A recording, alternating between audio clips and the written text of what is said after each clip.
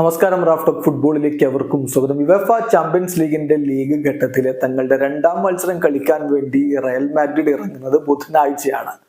ബുധനാഴ്ച അവർ lily OSCയുമായിട്ടാണ്, French ക്ലബായ lily OSCയുമായിട്ട് കളിക്കേണ്ടതുണ്ട്. മത്സരം ലില്ലി OSCയുടെ മൈതാനത്താണ്. ബുധനാഴ്ച രാത്രി 12:30 എന്ന് പറയുമ്പോൾ സാങ്കേതികമായി നമുക്ക് ഇന്ത്യൻ സമയം വ്യാഴാഴ്ച പുലർച്ചെ 12:30 മത്സരം. ഈ മത്സരത്തിന് മുന്നോടിയായിട്ട് റയൽ മാഡ്രിഡിന്റെ സ്ക്വാഡ് ഇപ്പോൾ പ്രഖ്യാപിച്ചിട്ടുണ്ട്. ആ സ്ക്വാഡില് വളരെ ഇൻട്രസ്റ്റിംഗ് ആയിട്ടുള്ള ചില കാര്യങ്ങളുണ്ട്. ഒന്ന്, തിബോട്ട് കോർട്ടുവ പരിക്കേറ്റ് പുറത്താണ്. അദ്ദേഹത്തിന് കഴിഞ്ഞ മാഡ്രിഡ് ഡെർബിയുടെ അവസാന നിമിഷങ്ങളിൽ പരിക്കിന്റെ പ്രശ്നങ്ങൾ ഉണ്ടായിരുന്നു എന്നുള്ള വാർത്ത പുറത്തേക്ക് വന്നിരുന്നു. അദ്ദേഹത്തിന് പരിക്കാണ്. ഒരു പക്ഷേ കുറച്ച് ദിവസങ്ങൾ അദ്ദേഹം പുറത്തിരിക്കുമെന്നാണ് ഇപ്പോൾ റിപ്പോർട്ട്. അപ്പൊ അദ്ദേഹം സ്ക്വാഡിലില്ല. അതോടൊപ്പം കിലിയൻ എംബാപ്പെ സ്ക്വാഡിലേക്ക് മടങ്ങി വന്നിരിക്കുന്നു. ഇനീഷ്യലി വന്നുകൊണ്ടിരുന്ന റിപ്പോർട്ട് എന്ന് പറഞ്ഞാൽ 3 ആഴ്ചക്കാലം കിലിയൻ എംബാപ്പെ പുറത്തിരിക്കുമെന്നാണ്.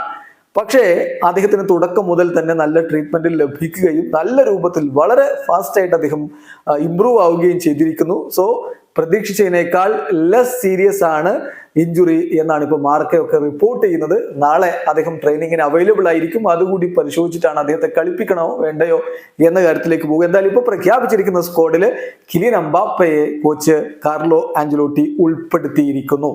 അപ്പോൾ ലില്ലി OSCക്കെതിരെയുള്ള മത്സരത്തിനായിട്ട് റയൽ മാഡ്രിഡ് പ്രഖ്യാപിച്ച സ്ക്വാഡിലേക്ക് ഒന്ന് പോകാം.